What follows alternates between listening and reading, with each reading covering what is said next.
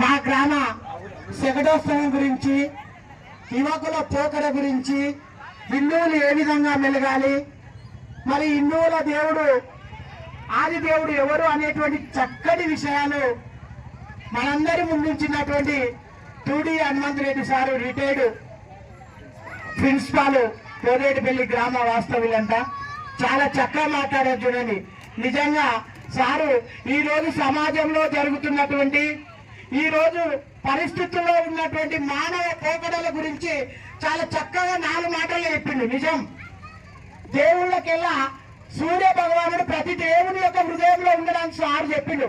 నిజం, అది ఎంతమంది దేవుళ్ళని వెలిచినా సూర్యుని వెలిచినట్లే.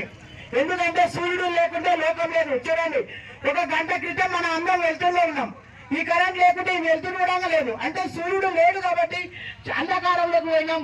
అదే సూర్యుడు ఉంటే వెళ్తుల్లోకి వస్తున్నాం. అంటే ఏ దేవుడు ఇప్పుడు అడ్డుపడడు, సూర్య భగవానుడు తప్ప మనకి ఎవరు అడ్డుపడరు. అదేవిధంగా మన పిల్లలకి సూర్య నమస్కారాలు. నిజం, వాస్తవం పెద్దలు చెప్తారు. ఇక్కడ మన కమిటీ చైర్మన్ తిరుపతి గారు కూడా ఉన్నారు.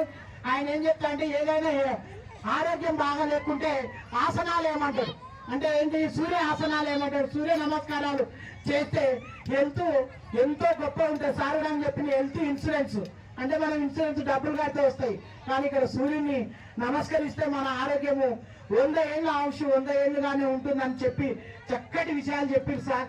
ఈ విషయం మీరు పొత్తుగాలు వచ్చింటే సభ నిండుగా ఉంది సార్. అసలు ఎంత ఉన్నదంటే 2500 నుంచి 3000 మధ్యలో సార్. నేను ఖచ్చితంగా సంఖ్య చెప్పగలుగుతా, ఎందుకంటే అంత జనం ఉన్నారు సార్. మా ఊరు అదృష్టం అనుకుంటా సార్. నేను ప్రతి సంవత్సరం ఈ 3 డేస్ మాకు ఈ ప్రోగ్రామ్ జరుగుతాయి సార్. మీరు వచ్చినందుకు చాలా సంతోషం. రేపు కూడా మీరు రాండి సార్. భాస్కర్ రెడ్డి స్వామీజీ మీకు తెలిసినట్టుంది పేరు, మీ ఫ్రెండ్స్ అంటే సార్ మీరు ఆయన పేరు చెప్పారు అంటే ఇక్కడ వచ్చే సమాచారం మీకు క్లుప్తంగా తెలిసింది. సారీ సంతోషము. భగవంతుడు మిమ్మల్ని ఇక్కడ తీసుకొచ్చింది. మా సూర్య భగవాన్ ఆశీస్సులు మీ ఎందు ఉంటాయి, మా ఎందు ఉంటాయి సార్. రేపు కూడా సభ చాలా బాగా మంచిగా జరుగుతుంది సార్.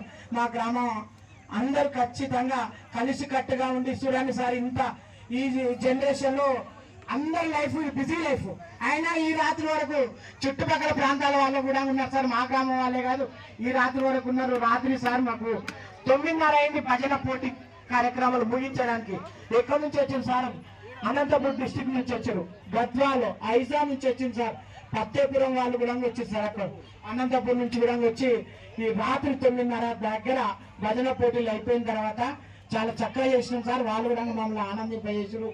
రేపు కూడా సార్ మేము దినదినాభివృద్ధి చెందుతున్నాం సార్. మా గ్రామం విషయంలో చెప్తున్నా, సూర్య భగవాన్ వల్ల మీరు అన్నట్లు ఆదివారం నాడు మాంసాహారాలు బంద్ చేయాలనేటువంటి ప్రయత్నం సార్. మార్పు ఒకసారి రాదు, మీకు కూడా తెలుసు, ఒకసారి రాదు సార్. ఖచ్చితంగా మేము మారుతూ ఉన్నాం. నిజం సార్, అది ఖచ్చితంగా మా ప్రజలు కూడా మారుతారు. ఒకసారి చెప్తే కాదు, వాళ్ళ మనసులో వాళ్ళకి భావం రావాలి, మారాలనేటువంటి భావం వస్తుంది సార్. ఖచ్చితంగా మారుతారు. మా గ్రామం ఖచ్చితంగా మీరు అన్నట్లు ఒక పుణ్యక్షేత్రం మరియు పర్యాటక క్షేత్రం కూడా అవుతుంది సార్. ఖచ్చితంగా మాకు స్వామీజీలు చెప్పిన ఆ మాట మీ నోటుకుంటా వచ్చింది. గురు బ్రహ్మ, గురు విష్ణు, గురుదేవో మహేశ్వర.